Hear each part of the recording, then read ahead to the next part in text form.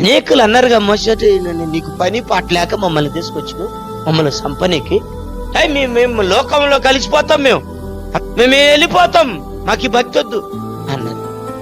కానీ దేవుడు ఏమన్నాడు, వాళ్ళు కష్టాల్లో ఉన్నారు. ఎట్టున్నారని వాళ్ళు కష్టాల్లో ఉండే ఆ మాట ఎంత దయగలిగినోడో. ఇందాక మనం చదువుకొని దయగలిగిన దేవుడు కదా.